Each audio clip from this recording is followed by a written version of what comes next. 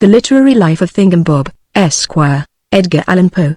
I am now growing in years, e'en since I understand that Shakespeare and Mr. Emmons are deceased it is not impossible that I may even die. It has occurred to me, therefore, that I may as well retire from the field of letters and repose upon my laurels. But I am ambitious of signalizing my abdication of the literary scepter by some important bequest to posterity, and, perhaps, I cannot do a better thing than just pen for it an account of my earlier career.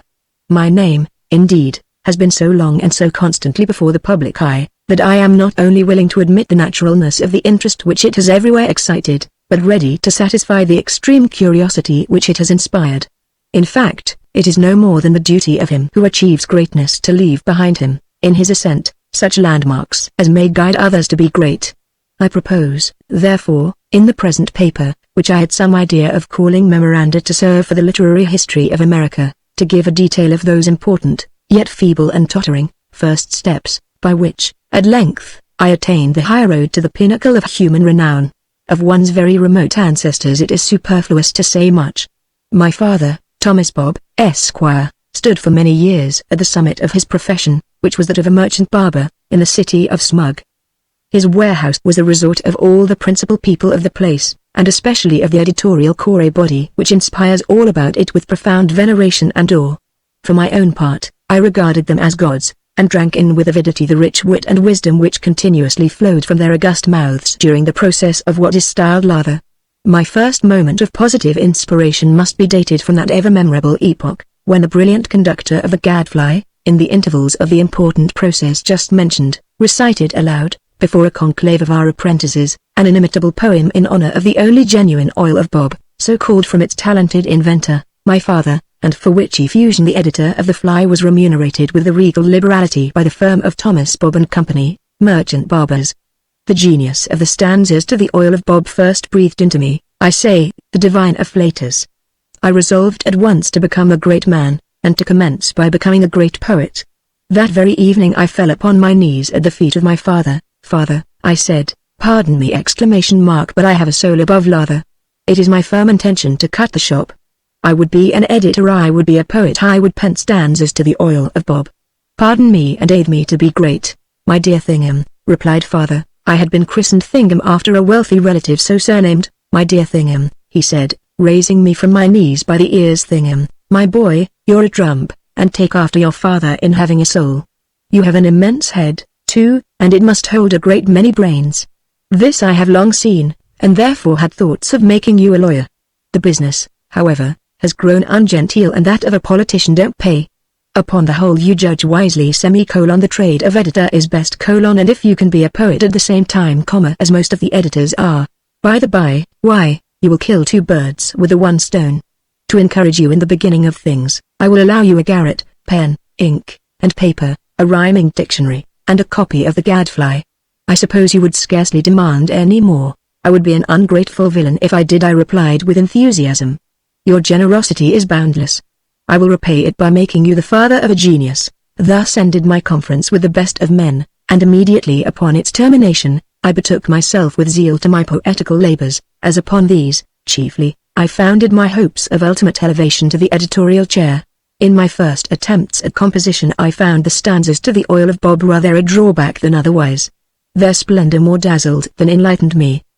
The contemplation of their excellence tended, naturally, to discourage me by comparison with my own abortions, so that for a long time I labored in vain. At length there came into my head one of those exquisitely original ideas which now and then will permeate the brain of a man of genius. It was this: or, rather, thus was it carried into execution. From the rubbish of an old bookstall, in a very remote corner of the town, I got together several antique and altogether unknown or forgotten volumes. The bookseller sold them to me for a song. From one of these, which purported to be a translation of one Dante's Inferno, I copied with remarkable neatness a long passage about a man named Ugolino, who had a parcel of brats. From another, which contained a good many old plays by some person whose name I forget, I enacted in the same manner, and with the same care, a great number of lines about angels and ministers saying grace, and goblins damned, and more besides of that sort. From a third, which was the composition of some blind man or other, either a Greek or a Choctaw, I cannot be at the pains of remembering every trifle exactly, I took about 50 verses beginning with Achilles' wrath, and Greece, and something else. From a fourth, which I recollect was also the work of a blind man, I selected a page or two all about hail and holy light, and, although a blind man has no business to write about light, still the verses were sufficiently good in their way.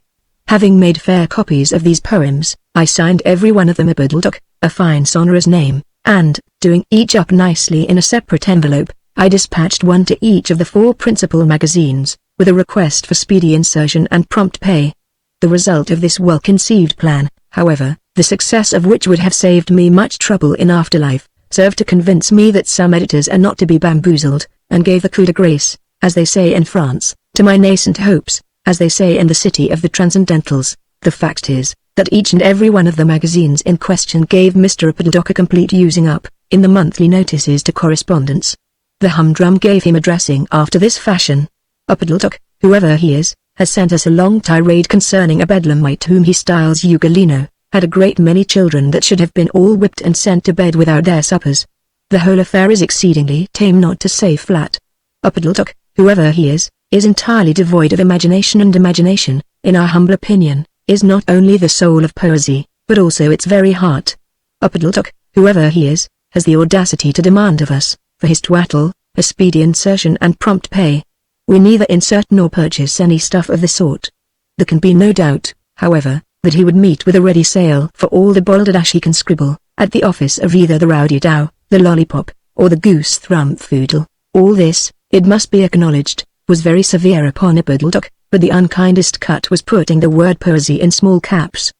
In those 5 preeminent letters what a world of bitterness is there not involved, but Biddledok was punished with equal severity in the Rowdy Dow, which spoke thus: "We have received a most singular and insolent communication from a person, whoever he is, signing himself Biddledok, thus desecrating the greatness of the illustrious Roman Emperor so named."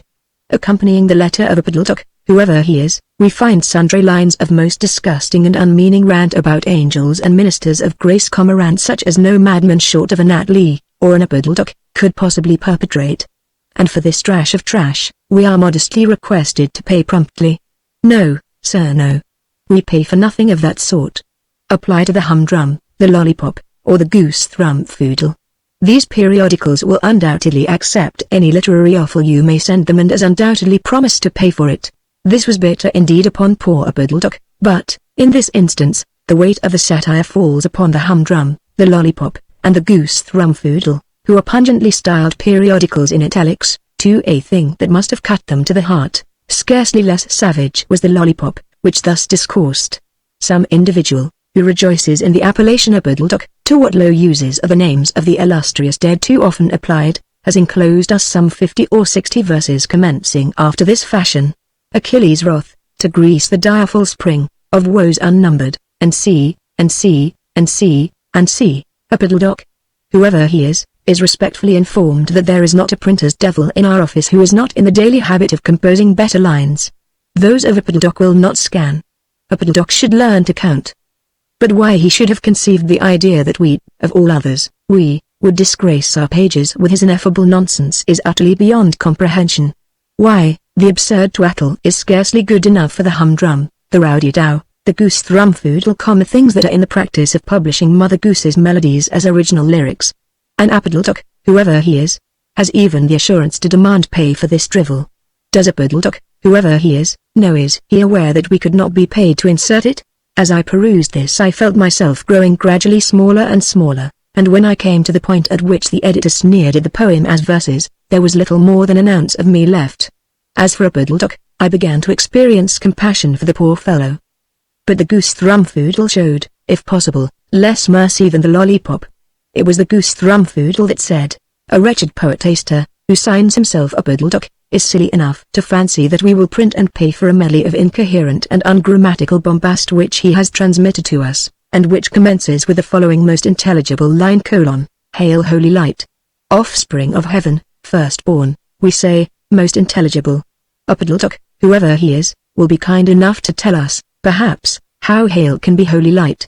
We always regarded it as frozen rain.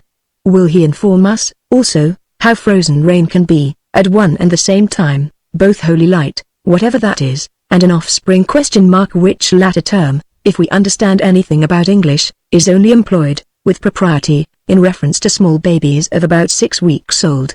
But it is preposterous to descant upon such absurdity, although a Biddledok, whoever he is, has the unparalleled effrontery to suppose that we will not only insert his ignorant ravings, but, absolutely, pay for them. Now this is fine, it is rich ! And we have half a mind to punish this young scribbler for his egotism by really publishing his effusion verbatim et literatim, as he has written it. We could inflict no punishment so severe, and we would inflict it. But for the boredom which we should cause our readers in so doing, let a Biddledok, whoever he is, send any future composition of like character to the humdrum, the lollipop, or their audio. They will insert it. They insert every month just such stuff. Send it to them.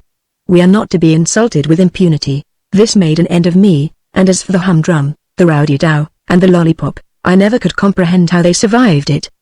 The putting them in the smallest possible minion, that was the rub, thereby insinuating their lowness, their baseness, while we stood looking upon them in gigantic capitals! Oh, it was too bitter! It was wormwood, it was gall. Had I been either of these periodicals, I would have spared no pains to have the goose thrumfoodle prosecuted. It might have been done under the Act for the Prevention of Cruelty to Animals. For a Biddledok, whoever he was, I had by this time lost all patience with the fellow, and sympathized with him no longer. He was a fool, beyond doubt, whoever he was, and got not a kick more than he deserved. The result of my experiment with the old books convinced me, in the first place, that honesty is the best policy, and, in the second, that if I could not write better than Mr. Dante, and the two blind men, and the rest of the old set, it would, at least, be a difficult matter to write worse. I took heart, therefore, and determined to prosecute the entirely original, as they say on the covers of the magazines, at whatever cost of study and pains. I again placed before my eyes, as a model, the brilliant stanzas on the Oil of Bob by the editor of the Gadfly, and resolved to construct an ode on the same sublime theme, in rivalry of what had already been done. With my first line I had no material difficulty. It ran thus: to pen an ode upon the Oil of Bob. Having carefully looked out, however, all the legitimate rhymes to Bob, I found it impossible to proceed. In this dilemma I had recourse to paternal aid, and, after some hours of mature thought, my father and myself thus constructed the poem. To pen an ode upon the Oil of Bob, is all sorts of a job. Signed, Snob. To be sure, this composition was of no very great length, but I have yet to learn, as they say in the Edinburgh Review, that the mere extent of a literary work has anything to do with its merit. As for the quarterly cant about sustained effort, it is impossible to see the sense of it. Upon the whole, therefore, I was satisfied with the success of my maiden attempt, and now the only question regarded the disposal I should make of it. My father suggested that I should send it to the Gadfly, but there were two reasons which operated to prevent me from so doing. I dreaded the jealousy of the editor, and I had ascertained that he did not pay for original contributions. I therefore, after due deliberation, consigned the article to the more dignified pages of the Lollipop and awaited the event in anxiety, but with resignation. In the very next published number I had the proud satisfaction of seeing my poem printed at length, as the leading article, with the following significant words, prefixed in italics and between brackets. We call the attention of our readers to the subjoined admirable on the Oil of Bob. We need say nothing of their sublimity, or of their pathos. It is impossible to peruse them without tears. Those who have been nauseated with a sad dose on the same august topic from the goose quill of the editor of the Gadfly, will do well to compare the two compositions. P.S. We are consumed with anxiety to probe the mystery which envelops the evident pseudonym Snob. May we hope for a personal interview? All this was scarcely more than justice, but it was, I confess, rather more than I had expected. I acknowledge this, be it observed, to the everlasting disgrace of my country and of mankind.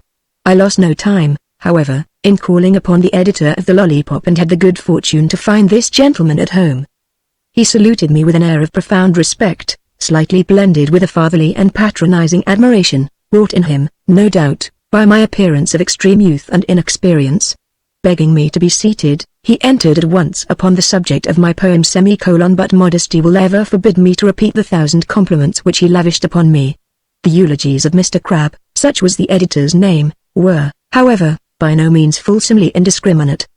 He analyzed my composition with much freedom and great ability, not hesitating to point out a few trivial defects, a circumstance which elevated him highly in my esteem. The Gadfly was, of course, brought upon the tapis, and I hope never to be subjected to a criticism so searching, or to rebukes so withering, as were bestowed by Mr. Crabbe upon that unhappy effusion. I had been accustomed to regard the editor of the Gadfly as something superhuman, but Mr. Crabbe soon disabused me of that idea. He set the literary as well as the personal character of the Fly, so Mr. C. satirically designated the rival editor, in its true light. He, the Fly, was very little better than he should be. He had written infamous things. He was a penny-a-liner, and a buffoon. He was a villain. He had composed a tragedy which set the whole country in a guffaw, and a farce which deluged the universe in tears. Besides all this, he had the impudence to pen what he meant for a lampoon upon himself, Mr. Crabbe, and the temerity to style him an ass. Should I at any time wish to express my opinion of Mr. Fly, the pages of the Lollipop, Mr. Crabbe assured me, were at my unlimited disposal. In the meantime, as it was very certain that I would be attacked in the Fly for my attempt at composing a rival poem on the oil of Bob, he, Mr. Crabbe, would take it upon himself to attend, pointedly, to my private and personal interests. If I were not made a man of at once, it should not be the fault of himself, Mr. Crabbe. Mr. Crabbe having now paused in his discourse, the latter portion of which I found it impossible to comprehend, I ventured to suggest something about the remuneration which I had been taught to expect for my poem, by an announcement on the cover of the Lollipop, declaring that it, the Lollipop, insisted upon being permitted to pay exorbitant prices for all accepted contributions, frequently expending more money for a single brief poem than the whole annual cost of the Humdrum, the Rowdy-Dow, and the Goose Thrumfoodle combined. As I mentioned the word remuneration, Mr. Crabbe first opened his eyes, and then his mouth, to quite a remarkable extent, causing his personal appearance to resemble that of a highly agitated elderly duck in the act of quacking, and in this condition he remained, ever and anon pressing his hands tightly to his forehead, as if in a state of desperate bewilderment, until I had nearly made an end of what I had to say. Upon my conclusion, he sank back into his seat, as if much overcome, letting his arms fall lifelessly by his side, but keeping his mouth still rigorously open, after the fashion of the duck. While I remained in speechless astonishment at behavior so alarming, he suddenly leapt to his feet and made a rush at the bell rope, but just as he reached this, he appeared to have altered his intention, whatever it was, for he dived under a table and immediately reappeared with a cudgel. This he was in the act of uplifting, for what purpose I am at a loss to imagine, when all at once, there came a benign smile over his features, and he sank placidly back in his chair. "Mr. Bob," he said, for I had sent up my card before ascending myself, "Mr. Bob, you are a young man, I presume." "Very," I assented, adding that I had not yet concluded my third lustrum. "Ah," he replied, "very good. I see how it is. Say no more. Touching this matter of compensation, what you observe is very just, in fact it is excessively so. But our other first contribution, the first, I say it is never the magazine custom to pay for, you comprehend, eh? The truth is, we are usually the recipients in such case." Mr. Crabbe smiled blandly as he emphasized the word recipients. "For the most part, we are paid for the insertion of a maiden attempt, especially in verse. In the second place, Mr. Bob, the magazine rule is never to disperse what we term in France the argent comptant : I have no doubt you understand. In a quarter or two after publication of the article, or in a year or two, we make no objection to giving our note at 9 months. Provided, always, that we can so arrange our affairs as to be quite certain of a burst up in 6. I really do hope, Mr. Bob, that you will look upon this explanation as satisfactory." Here Mr. Crabbe concluded, and the tears stood in his eyes. Grieved to the soul at having been, however innocently, the cause of pain to so eminent and so sensitive a man, I hastened to apologize, and to reassure him, by expressing my perfect coincidence with his views, as well as my entire appreciation of the delicacy of his position. Having done all this in a neat speech, I took leave. One fine morning, very shortly afterwards, I awoke and found myself famous. The extent of my renown will be best estimated by reference to the editorial opinions of the day. These opinions, it will be seen, were embodied in critical notices of the number of the Lollipop containing my poem, and are perfectly satisfactory, conclusive, and clear, with the exception, perhaps, of the hieroglyphical marks, September 15 to 1 ton, appended to each of the critiques. The Owl, a journal of profound sagacity, and well known for the deliberate gravity of its literary decisions. The Owl, I say, spoke as follows. The Lollipop. The October number of this delicious magazine surpasses its predecessors, and sets competition at defiance. In the beauty of its typography and paper, in the number and excellence of its steel plates, as well as in the literary merit of its contributions, the Lollipop compares with its slow-paced rivals as Hyperion with satire. The Humdrum, the Rowdy-Dow, and the Goose Thrumfoodle excel, it is true, in braggadocio, but in all other points, give us the lollipop. How this celebrated journal can sustain its evidently tremendous expenses, is more than we can understand.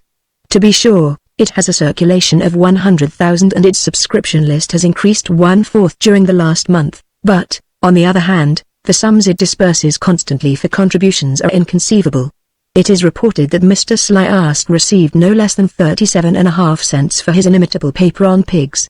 With Mr. Crab, as editor, and with such names upon the list of contributors as Snob and Slyast, there can be no such word as fail for the lollipop.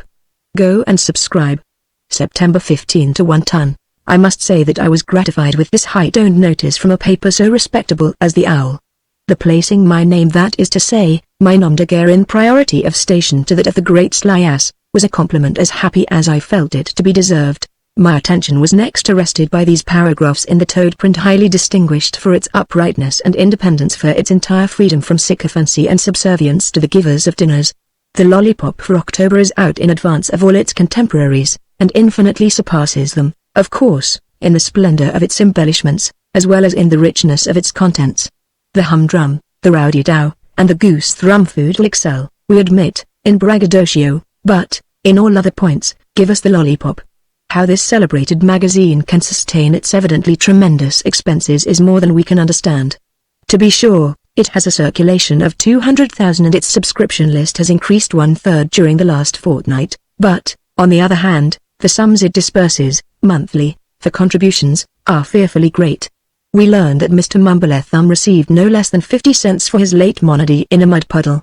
Among the original contributors to the present number we notice, besides the eminent editor, Mr. Crab, such men as Snob, Slyast, and Mumblethumb. Apart from the editorial matter, the most valuable paper, nevertheless, is, we think, a poetical gem by Snob, on the oil of Bob. But our readers must not suppose, from the title of this incomparable bijou, that it bears any similitude to some balderdash on the same subject by a certain contemptible individual whose name is unmentionable to ears polite. The present poem on the oil of Bob has excited universal anxiety and curiosity in respect to the owner of the evident pseudonym, Snob, a curiosity which, happily, we have it in our power to satisfy. Snob is the nom de plume of Mr. Thingum Bob, of this city, a relative of the great Mr. Thingum, after whom he is named, and otherwise connected with the most illustrious families of the state. His father, Thomas Bob, Esquire, is an opulent merchant in Smug. September 15 to 1 ton. This generous approbation touched me to the heart, the more especially as it emanated from a source so avowedly, so proverbially pure as the Toad. The word balderdash, as applied to the oil of Bob of the Fly, I considered singularly pungent and appropriate. The words gem and bijou, however, used in reference to my composition, struck me as being, in some degree, feeble. They seemed to me to be deficient in force. They were not sufficiently prononces, as we have it in France. I had hardly finished reading the Toad, when a friend placed in my hands a copy of the Mole, a daily, enjoying high reputation for the keenness of its perception about matters in general, and for the open, honest, above-ground style of its editorials. The Mole spoke of the lollipop as follows. We have just received the lollipop for October, and must say that never before have we perused any single number of any periodical which afforded us a felicity so supreme. We speak advisedly. The humdrum, the rowdy dow, and the goose thrum food must look well to their laurels. These prints, no doubt, surpass everything in loudness of pretension, but, in all other points, give us the lollipop. How this celebrated magazine can sustain its evidently tremendous expenses, is more than we can comprehend. To be sure, it has a circulation of 300,000, and its subscription list has increased 1/2 within the last week, but then the sum it disperses, monthly, for contributions, is astoundingly enormous. We have it upon good authority that Mr. Fat Quack received no less than 62 cents and a half for his late domestic novelette, The Dish Clout. The contributors to the number before us are Mr. Crab, the eminent editor, Snob, Mumblethumb, Fat Quack, and others, but, after the inimitable compositions of the editor himself, we prefer a diamond-like effusion from the pen of a rising poet who writes over the signature Snob, a nom de guerre which we predict will one day extinguish the radiance of Boz. Snob, we learn, is a Mr. Thingum Bob, Esquire, sole heir of a wealthy merchant of this city, Thomas Bob, Esquire, and a near relative of the distinguished Mr. Thingum. The title of Mr. B.'s admirable poem is The Oil of Bob, a somewhat unfortunate name, by the by, as some contemptible vagabond connected with the penny press has already disgusted the town with a great deal of drivel upon the same topic. There will be no danger, however, of confounding the compositions.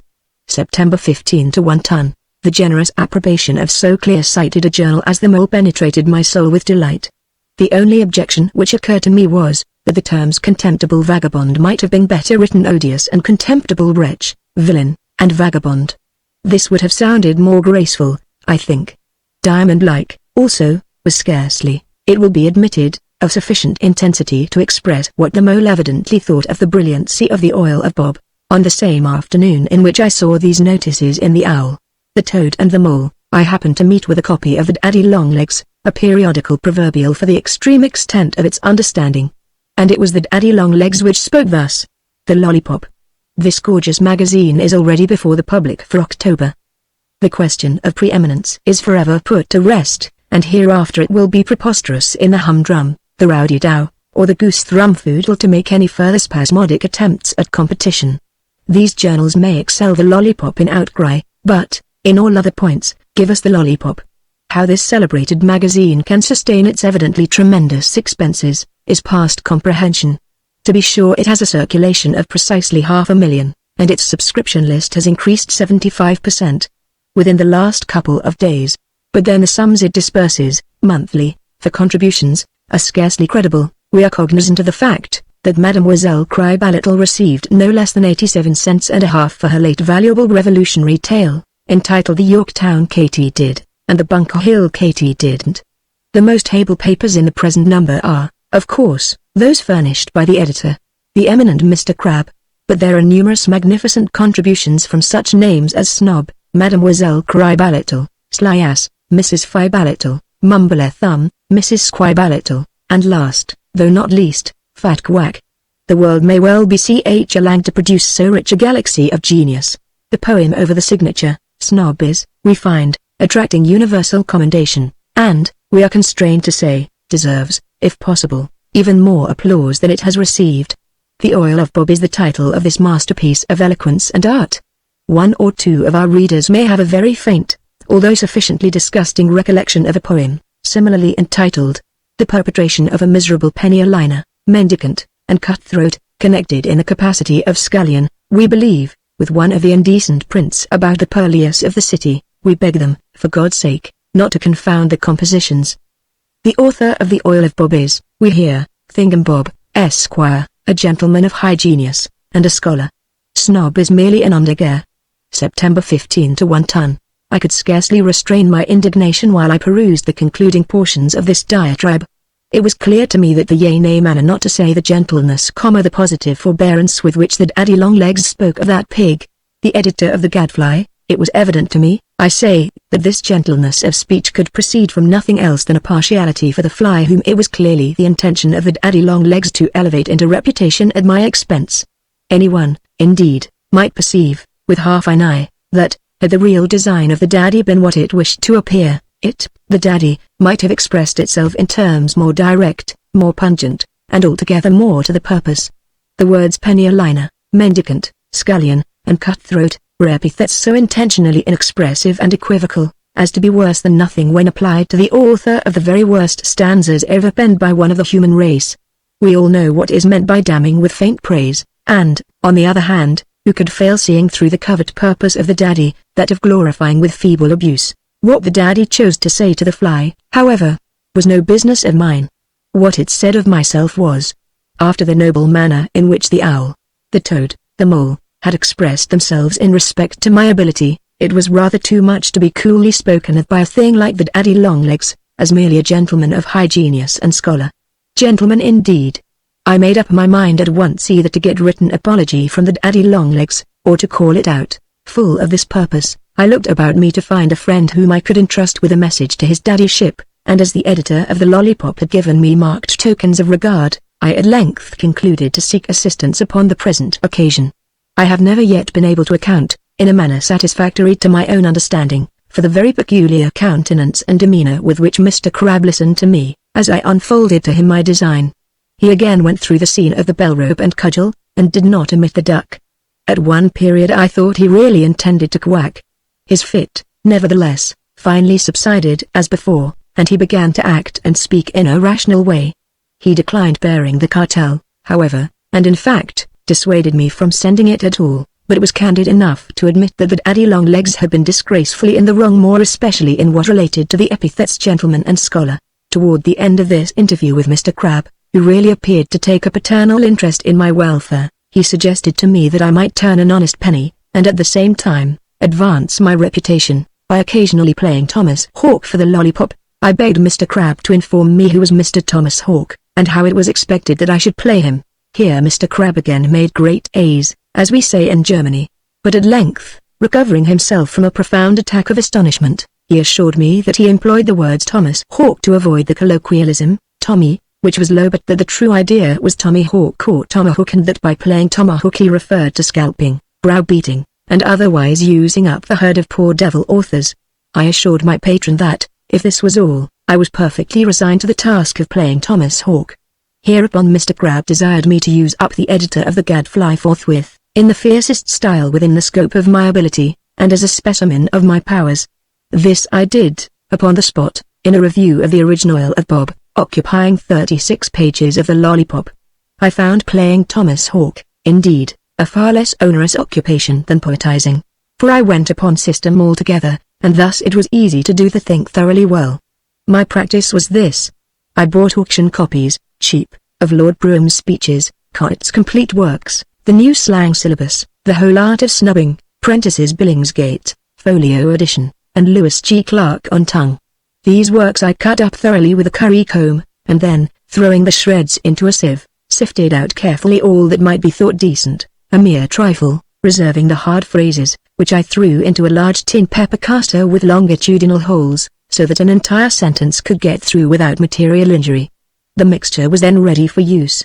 When called upon to play Thomas Hawk, I anointed a sheet of foolscap with the white of a gander's egg, then, shredding the thing to be reviewed as I had previously shredded the books, only with more care, so as to get every word separate, I threw the latter shreds in with the former, screwed on the lid of the caster, gave it a shake, and so dusted out the mixture upon the egged foolscap, where it stuck. The effect was beautiful to behold. It was captivating. Indeed, the reviews I brought to pass by this simple expedient have never been approached, and were the wonder of the world. At first, through bashfulness, the result of inexperience, I was a little put out by a certain inconsistency, a certain air of the bizarre, as we say in France, worn by the composition as a whole. All the phrases did not fit, as we say in the Anglo-Saxon. Many were quite awry. Some, even, were upside down, and there were none of them which were not in some measure injured in regard to effect, by this latter species of accident, when it occurred, with the exception of Mr. Lewis Clark's paragraphs, which were so vigorous and altogether stout, that they seemed not particularly disconcerted by any extreme of position, but looked equally happy and satisfactory, whether on their heads, or on their heels. What became of the editor of the Gadfly after the publication of my criticism on his Oil of Bob, it is somewhat difficult to determine. The most reasonable conclusion is, that he wept himself to death. At all events he disappeared instantaneously from the face of the earth, and no man has seen even the ghost of him since. This matter having been properly accomplished, and the furies appeased, I grew at once into high favor with Mr. Crabbe. He took me into his confidence, gave me a permanent situation as Thomas Hawk of the lollipop, and, as for the present, he could afford me no salary, allowed me to profit, at discretion, by his advice. "My dear Thingum," said he to me one day after dinner, "I respect your abilities and love you as a son. You shall be my heir. When I die I will bequeath you the lollipop. In the meantime I will make a man of you. I will, provided always that you follow my counsel. The first thing to do is to get rid of the old boar." "Boar?" said I inquiringly. "Pig, aper?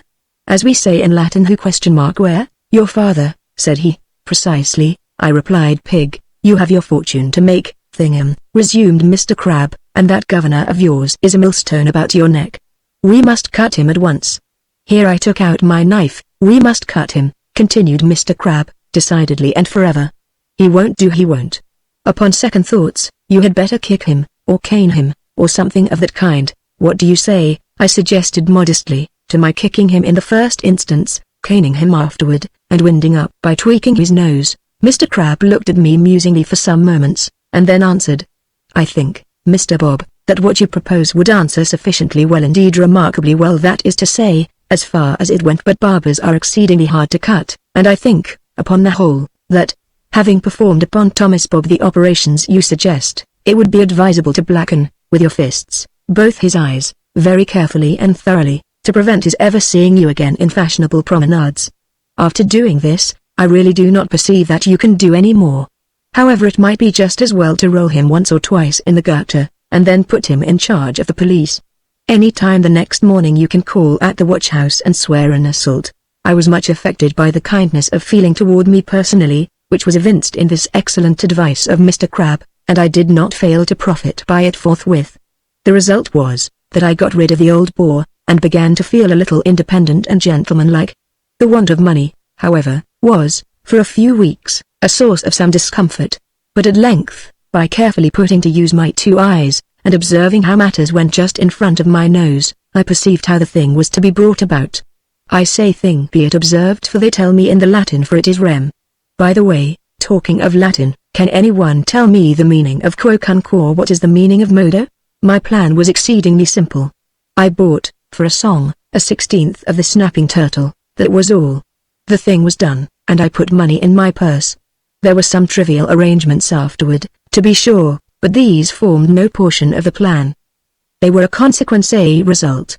For example, I bought pen, ink, and paper, and put them into furious activity. Having thus completed a magazine article, I gave it, for appellation, Folol, by the author of the Oil of Bob, and enveloped it to the Goose Thrumfoodle. That journal, however, having pronounced it twaddle in the monthly notices to correspondence, I reheaded the paper Hey Diddle Diddle, by Thingum Bob, Esquire, author of the Ode on the Oil of Bob, and editor of the Snapping Turtle. With this amendment, I re-enclosed it to the Goose Thrumfoodle, and, while I awaited a reply, published daily, in the Turtle, 6 columns of what may be termed philosophical and analytical investigation of the literary merits of the Goose Thrumfoodle, as well as of the personal character of the editor of the Goose Thrumfoodle. At the end of a week the Goose Thrumfoodle discovered that it had, by some odd mistake, confounded a stupid article, headed Hey Diddle Diddle, and composed by some unknown ignoramus, with a gem of resplendent lustre similarly entitled, The Work of Thingum Bob, Esquire, the celebrated author of the Oil of Bob. The Goose Thrumfoodle deeply regretted this very natural accident, and promised, moreover, an insertion of the genuine Hey Diddle Diddle in the very next number of the magazine. The fact is, I thought at the time I thought then, and have no reason for thinking otherwise now, that the Goose Thrumfoodle did make a mistake. With the best intentions in the world, I never knew anything that made as many singular mistakes as the Goose Thrumfoodle. From that day I took a liking to the Goose Thrumfoodle, and the result was I soon saw into the very depths of its literary merits, and did not fail to expatiate upon them, in the Turtle, whenever a fitting opportunity occurred. And it is to be regarded as a very peculiar coincidence, as one of those positively remarkable coincidences which set a man to serious thinking, that just such a total revolution of opinion, just such entire bouleversement, as we say in French, just such thorough topsy-turviness, if I may be permitted to employ a rather forcible term of the Choctaws, as happened, pro and con, between myself on the one part, and the Goose Thrumfoodle on the other, did actually again happen, in a brief period afterwards, and with precisely similar circumstances, in the case of myself and the Rowdy Dow, and in the case of myself and the Humdrum. Thus it was that, by a master stroke of genius, I at length consummated my triumphs by putting money in my purse, and thus may be said really and fairly to have commenced that brilliant and eventful career which rendered me illustrious, and which now enables me to say with Chateaubriand, I have made history. J'ai fait l'histoire, I have indeed made history. From the bright epoch which I now record, my actions, my works are the property of mankind. They are familiar to the world. It is, then, needless for me to detail how, soaring rapidly, I fell heir to the lollipop, how I merged this journal in the Humdrum, how again I made purchase of the Rowdy Dow, thus combining the 3 periodicals, how lastly, I effected a bargain for the sole remaining rival, and united all the literature of the country in one magnificent magazine known everywhere as their Rowdy Dow, Lollipop, Humdrum, and Goose Thrumfoodle. Yes, I have made history. My fame is universal.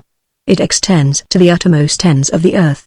You cannot take up a common newspaper in which you shall not see some allusion to the immortal Thingum Bob. It is Mr. Thingum Bob said so, and Mr. Thingum Bob wrote this, and Mr. Thingum Bob did that. But I am meek and expire with an humble heart. After all, What is it? Question mark. This indescribable something which men will persist in terming genius. I agree with Buffon with Hogarth, it is but diligence after all. Look at me! Exclamation mark. How I labored, how I toiled, how I wrote. Ye gods! Did I not write? I knew not the word ease. By day I adhered to my desk, and at night, a pale student, I consumed the midnight oil. You should have seen me, you should. I leaned to the right. I leaned to the left. I sat forward. I sat backward. I sat tete-baissé, as they have it in the Kickapoo, bowing my head close to the alabaster page. And, through all, I wrote. Through joy and through sorrow, I wrote. Through hunger and through thirst, I wrote. Through good report and through ill report, I wrote. Through sunshine and through moonshine, I wrote. What I wrote it is unnecessary to say. The style! Exclamation mark. That was the thing. I caught it from Fat Quack Quiz! Exclamation mark. Fizz! Exclamation mark. And I am giving you a specimen of it now.